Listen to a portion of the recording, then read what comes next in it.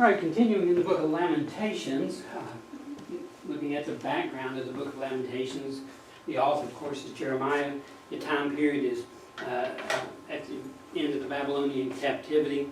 Well, actual captivity itself, not the initial war against Israel by the Babylonians when the temple was finally destroyed in 586 BC. So Lamentations will take place around that time period and describe some of the events that will take place in Israel because of sin and the fulfillment of God's judgment. God prophesied to Israel in Deuteronomy 28, other places as well, that if you turn your back on me, then I'm going to turn my back on you, and all these things are going to happen. And it's very sad commentary. But we're looking at some of the time period leading up to this, on why this happened, and the different kings that came along that allowed for Israel to do the things that they did. And of course when the economy failed and things really got bad, and that's what people trust in anyways, the economy, and that's what our problem today is. People trust in the economy more than anything else, and as they did in Israel. And when that collapsed, then people went every which way, and very, very sad time in Israel here. Jehoiakim, the wicked king of Judah at this time, 90-day king, only lasted a very short period of time. A curse was placed upon him and his descendants. Jehoiakim's only 18 years old when this came to be, and so he didn't reign very long. This is a grandson of Josiah, the last good king. His father reigned right before him, Jehoiakim, K-I-M at the end of it. And so now he comes on a very, very short period of time until he's taken out the year 597. We know that, 597 BC, because he was taken to captivity along with Ezekiel taken captivity. And so a curse that was placed upon him and his descendants. Now, when I talk about this curse placed upon his descendants, when the Bible talks about that, it does not mean that they could never get saved. It doesn't mean they could never serve God. They could never do anything for God. One of his famous descendants is Joseph, as in Joseph and Mary. Another one of his famous descendants would be Zerubbabel, who ended up being the governor over Judah upon release from the captivity. And so Zerubbabel could be governor, he could not be king, because God said none of his seed would ever prosper sitting upon the throne of David. So it says, as I live, saith the Lord, though Coniah, and we've talked about this in the past, but remember, we're talking about Jeconiah, and I know the name here says Jehoiakim, but remember that's the same thing as Jeconiah, and the reason for that is they had a kind of like a birth name and then a pagan name. When a king or any person was under control of a nation, usually their name would be changed. Daniel was changed to Belteshazzar. Hananiah, Mishael, and Azariah was changed to Shadrach, Meshach, and Abednego. Here in this case, Jehoiakim is changed to Jeconiah. Jeconiah means God established. J-E in front of that. Coniah, God established, or established by God. But God doesn't call him Jeconiah, he calls him Coniah. Why? Because God knows very well that Jeconiah is not God established. He established himself. And so God here mocks his name by saying, you're just Coniah. I didn't establish you. You're self-established. And he says, as I live, saith the Lord, the son of Jehoiakim, king of Judah, were the signet of my right hand, yet would I pluck thee off. So I'm getting rid of you. I'll give thee in the hand of them that seek thy life, in the hand of them whose face thou fearest, even the hand of Nebuchadnezzar, king of Babylon, into the hand of the Chaldeans. So the promise here was made to him that he's going into captivity. And there's nothing that he can do to stop that. He said, I'll not only cast you out, but I'll cast thee out, thy mother that bare thee, into another country where you were not born, and there you shall die. And he never came out of captivity. He stayed there as a prisoner until he died.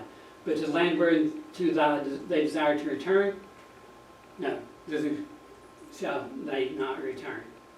Is this man Coniah despised, broken idol? Is he a vessel wherein is no pleasure? Wherefore are they cast out, he and his seed are cast into the land which they know not. Oh, earth, earth, earth, hear the word of the Lord. Thus saith the Lord, write ye this man childless. That doesn't mean he won't have any childless, but it's saying, write him childless, as though he doesn't have any descendants, because none of his descendants are going to matter. None of his children, actual children, will matter. A man shall not prosper in his days, for none man of his seed shall prosper, sitting upon the throne of David, and ruling any more in Judah. As long as Jeconiah was alive, none of his children would prosper. Right? But the lineage, like I say, the only thing that happened to the lineage was that they couldn't be king. And that's fine. I mean, we live in the United States since 1789. Was that the first president was elected? George Washington? Whatever it was. Till today, there's only been 46 kings, presidents. Well, there's not that many opportunities to be king, so none of them could ever be king. They could do great and mighty things in other ways, and some did, but they just could not be king. Then Zedekiah.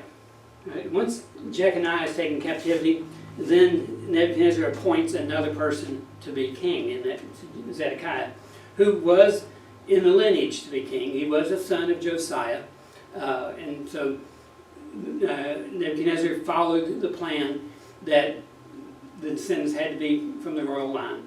But he made him a king. We would call him a puppet king, meaning he's completely controlled by Nebuchadnezzar. And he is, in the very beginning, completely controlled by Nebuchadnezzar. But as time goes on, he starts becoming prideful and arrogant, and Nebuchadnezzar has stepped in and taken him down a few notches.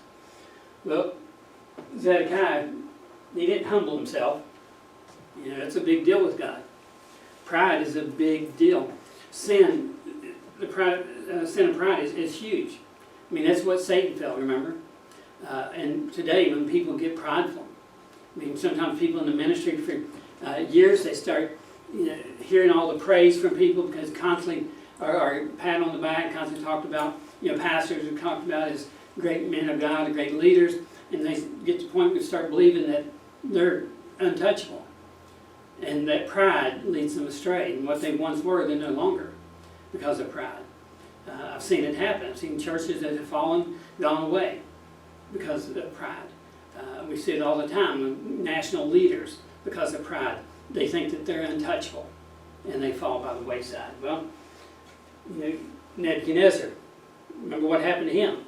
The vision of the great tree. And he wondered what this tree was, and all the birds from all over came and ate from the tree, and the animals came, ate from around it, and he couldn't figure it out. And so God told Daniel what the meaning was. And the meaning was this great tree could be cut down. Right? And told Nebuchadnezzar if he didn't humble himself, that the tree would be cut down. But a sprig can come out of that. I've got a tree in my backyard that I cut down, and another one, a little branch came out of the trunk, and now it's a 20-foot tree again. And what God here is saying is that if you don't humble yourself, I'll cut you down. But if you repent, I can cause that tree to grow back. And that's what happened to Nebuchadnezzar. 7 years in the wilderness, but the tree came back. God did bring him back here. But Zedekiah, because of his stiff-neckedness, hardness of his heart, Zedekiah actually sent prophets, false prophets, two different men, Pashur and Zephaniah was their names. These are two pagan false prophets, and who told Zedekiah anything that he wanted to hear. And so Zedekiah sent these to Jeremiah to pressure him to giving a positive prophecy. Now, I know we talked about this before in other classes, but it's a funny story. I was a biblical story between Ahab, the king of the north, and Jehoshaphat, the king of the south, who wrongfully, and this whole thing's a mess, even though Jehoshaphat is considered one of the good kings, he joins up with Ahab to go to battle against the Syrians, and Ahab consulted his Baal worshiping priests, what have you, and they said, yeah, go in, this is a good thing, you'll win. Jehoshaphat said, well, I can't go until I consult a prophet. Do you have any prophets of Jehovah up here? Remember what Ahab says, well, I have one, but I hate him. Why do you hate him? Because every time he prophesies, it's bad. Every time he prophesies, it's always against me, and it's always bad. So I threw him in prison. Well, bring him out and see what he says. So they bring Micaiah out.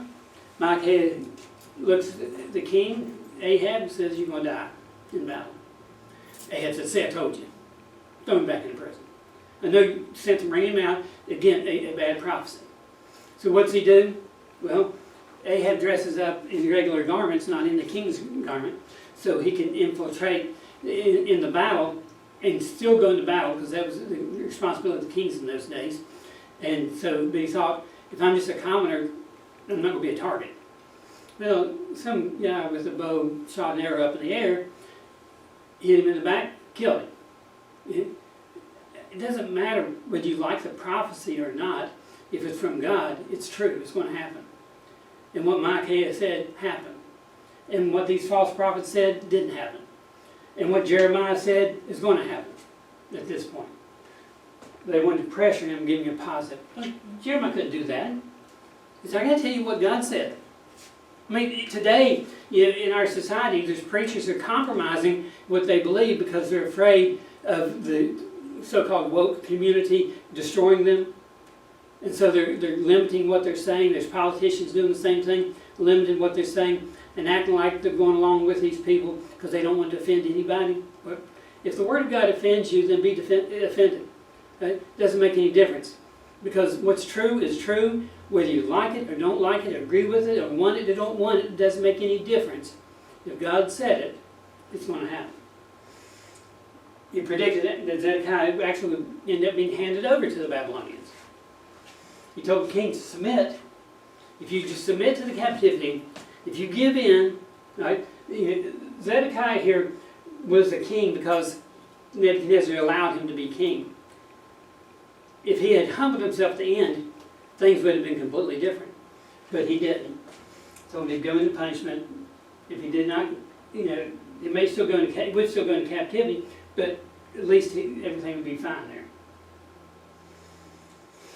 Judgment on him. Jeremiah and Ezekiel both spoke of Zedekiah's judgment in two different ways, same thing. Jeremiah says he'd be forced to look into the eyes of Nebuchadnezzar. You would be forced. But Ezekiel said, you'll go into captivity, but you'll never see the land of the captivity. You'll never see Babylon. That's kind of strange here. If he's forced to look in the eyes of Nebuchadnezzar, but he's not going to see Babylon, then what happened to him? Well, he was blinded.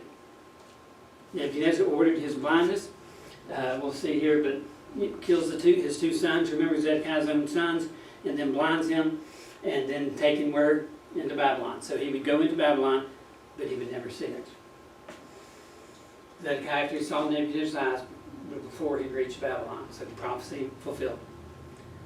Sometimes we don't understand the prophecies, we don't understand the Bible, and it confuses us. It's like, for instance, the scepter would not depart from Judah until Shiloh come. Genesis 49:10, I believe it is. The prophecy promised that the line would come through Judah. Well, the first king of Judah wasn't from the tribe of Judah. He was from the tribe of Benjamin, remember, Saul. And God told Saul, if you had did the right thing, I would have established your kingdom forever. So, is that a problem? Is God lying? Obviously not. But he's saying, this, you king of from Benjamin, I would establish your line forever. If you had done the right thing, if you had repented, followed after me, your lineage would be always in the line. How could that be if he's from Benjamin? Well, go back to the story of David and Goliath. What happened? God told, Saul said, anybody here who defeats Goliath, I'll give my daughter to them, to be a wife to them. David, of course, killed Goliath. We all know that. David was given Michal. Never got along. Always had problems. But if David had had children through Michal, I know we consider that a boy's name, so it sounds kind of funny. Well, today in our world it doesn't sound funny, I guess. But Remember, Michael can also be a girl's name. You might remember Michael Learned, the mother on the Waltons. But anyway, not the point. If he had married her and had children by her, those children could be the one that sat upon the throne. And so that child, grandparent, would have been Saul. And therefore the line would have continued down through there. But because Saul was rejected, which David ended up with Abigail, Bathsheba, others, unfortunately. But the promise be fulfilled. Then the king of Babylon slew the sons of Zedekiah in Riblah before his eyes. Prophecy fulfilled. And King Babylon slew all the nobles of Judah, where he put out Zedekiah's eyes and bound him with chains to carry him to Babylon. Wouldn't have happened if he humbled himself before God. Maybe in our lives things would be a whole lot better if we would humble ourselves before God as well. But Jeremiah here rebuked the rich homeowners who had violated the Mosaic law. He demanded all the Hebrew servants to be set free after serving 6 years. Remember the sabbatical year? All the servants were to be let go. Well, the rich decided they want to keep them. So God here rebuked him to the prophet, as it says here in Jeremiah. Therefore the word of the Lord came to Jeremiah from the Lord, saying, Thus saith the Lord, the God of Israel, I made a covenant with your fathers in the day that I brought them forth out of the land of Egypt, and out of the house of bondmen, saying, At the end of 7 years let ye go every man his brother in Hebrew, which has been sold unto thee. And when he hath served these 6 years, thou shalt let him go free from thee. But your fathers hearkened not unto me, neither inclined their ear. And you were now turned and had done right in my sight, and proclaimed liberty every man to his neighbor, and you had made a covenant before me in the house which is called by my name. When you turned and polluted my name, and caused every man his servant and every man his handmaid, whom ye had set at liberty, at their pleasure to return. You brought them back in, even though they were to be free. You brought them into subjection, to be unto you for servants and for handmaids. So God here is not going to allow sin to go. I mean, they might think they're getting away with it, but Israel suffered greatly because of it. The Egyptian army here were to aid Judah in fighting Nebuchadnezzar. This is what Zedekiah wanted, is them to join as allies. Well, what's the problem? Israel was only supposed to have one ally, and that's God. Remember the kings, the Deuteronomy says the kings should not multiply horses. Why? Don't trust in your army. Yes, have an army, but that's not where your trust is. Trust in me, and I will provide. And, Ahaz, wicked king, Hezekiah's father, the 12th king of Judah, was in battle and was afraid that he would lose the kingdom. And so God allowed Isaiah to go to him with a prophecy. And so Isaiah in chapter 7 goes to him. He takes his son with him, goes to him, and says that God has promised that you will not be defeated for David's sake, but you won't be defeated, that the kingdom will stand. Well, Ahaz didn't want to hear it. Ahaz didn't have anything to do with God and didn't care what God said. And Isaiah told him, listen, he said, God told me to tell you that you can ask for anything you want and God will give it to you as a sign to prove to you that God will take care of you. So what Ahaz want? Nothing. He turns his back and walked away from it. Could have had anything they wanted, but didn't want anything. So God then gave us the prophecy of the virgin birth in Isaiah 7:14. But the fact is, God could take care of him. Well, you turn your back on God, what's going to happen? You join up with the enemy against another enemy. And God says, no. You should never make an alliance with Egypt. He warned him the alliance would fail.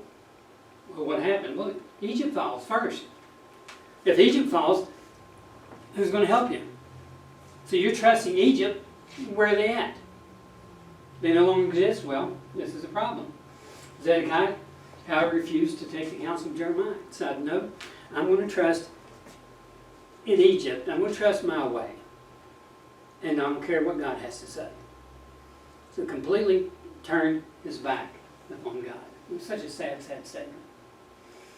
After all this, when Josiah had prepared the temple, Necho, king of Egypt, came up to fight against Carchemish by Euphrates, and Josiah went out against him.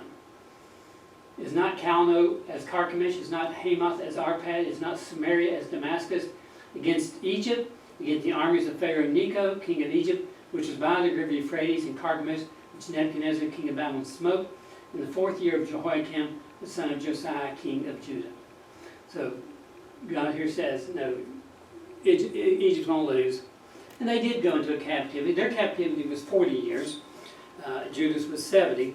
But God told them in their captivity that when they came out, they would never be the same again. They would be the nation that they once was. And today, Egypt is really not important in the world as far as things going on today. They tried to fight Israel in 67, lost very quickly that war. Basically, that's it. And nobody really cares about Egypt. Why? Fulfill prophecy. Zedekiah attempted to escape, thought that he was somewhat free and could go anywhere he wanted to within Israel. And so he decided, I'm going to get out of here. And so he flees, but by the time he gets to Jericho, he's captured and brought back. And then, of course, as I said a while ago, forced to witness the execution of his own sons, and then blinded. Turn your back on God. This is what happens. Nebuchadnezzar himself, he was a strong ruler, but he was smart. He was smart politically. Now, he was dumb religiously, but smart politically because he thought, if I go in and I capture Judah, the people's not going to follow me. I might, control them with guards and put them in prison and such, but why do I want to spend all my time guarding prisoners or have my people guard prisoners? I want people who will follow me. And so what I'll do is I'll go in and I'll take the young people and bring them here and educate them in our ways. Then they could go back to their homeland and they could rule over their homeland. And so that was the initial thought of Nebuchadnezzar. I don't know that his thoughts were even to destroy the temple. His thoughts were just to control Israel. Well, throughout the course of time, though, of course, Israel kept fighting and rejecting against him, and God finally allowed the destruction of the temple. But Nebuchadnezzar thought, I can't control them by guards, but I can control them by their own people. And this country we're living in today, I don't know what's going to happen. I don't know if we'll exist. I don't know if this country will exist till the end of my life, much less for the next 100 years. I see things change so quickly in the last few years that I'm very concerned about it. Well, how does the enemy control us? Well, it's not through outside forces. It's through inside forces. I mean, politicians are saying things that are just so ridiculous. One politician was talking about the struggles that schools have today because money that was meant for schools is given to take care of people with handicaps. And if the doctors had read the charts right, they could have aborted all those with handicaps, and therefore we could save money. I mean, just how can anybody even think that way? It's just sad. But that's our country today, and more influence. And once you let the water come in a little bit, you can't stop it. And our nation being flooded with strange ideas that none of us would have ever agreed with. None of us, Democrat, Republican, whatever, would never have agreed with 30 years ago. And now it's become common among all people. And it's sad. Nebuchadnezzar, though, also treated Jeremiah with respect. Didn't mean that he believed him, but he knew that you treat the prophet with respect. He sent his captain, his chief of staff, essentially the Nebuzaradan, to come in and protect Jeremiah, make sure that he was taken care of. And then Jeremiah eventually was released from prison, and Nebuzaradan took him to the city of Ramah. There at Ramah, Nebuchadnezzar told him, you've got a choice here. You can continue to go with me back to Babylon, or you can go back to Judah. It's your choice, whatever you want to do. Nebuchadnezzar told me to take care of you, so I'm allowing you to make your choice. Well, Jeremiah chose to go back to Judah. Good, right choice. There, back in Judah, he was placed under the protection of the now Jewish governor, Gedaliah. And, by this time, Gedaliah was controlling things here. Of course, he ends up being assassinated. Another sad story here of what's going to take place, but nevertheless, Jeremiah was released. Gedaliah here was appointed by Nebuchadnezzar, so a puppet king, but he was Jewish. Again, remember the plan that Nebuchadnezzar had.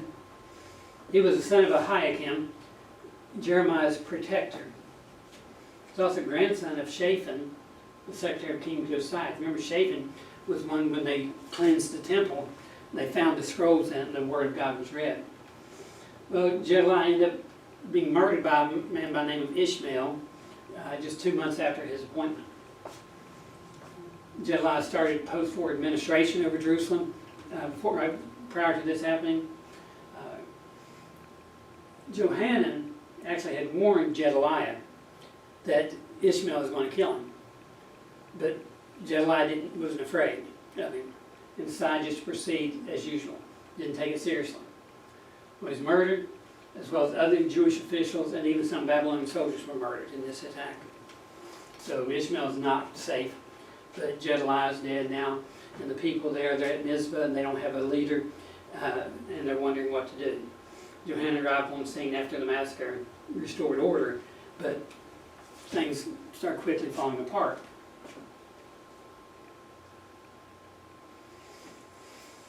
Today, in one of the Israel holy days, is the Feast of Gedaliah. This is not in the Bible. I'm just throwing this out here, but it's not in the Bible. But they lament the assassination of Gedaliah. It occurred on the first day of the Jewish month Tishrei, but the fast was actually observed on the third day because it's the same time as Rosh Hashanah, or the New Year celebrations. So the third day was proclaimed the fast of Gedaliah. According to the Jews, again, not according to the Bible, but according to the Jews here. Johanan asked Jeremiah to determine God's will for the remnant. Now, remember, Johanan warned Gedaliah about Ishmael, but nevertheless, Ishmael killed him. So Johanan shows up and he takes control, gets everything in order. Then he wants to know, how can we remain safe? So what does God want us to do? Well, after a 10-day prayer, Jeremiah comes back and told the remnant that they should remain in Israel and don't go to Egypt.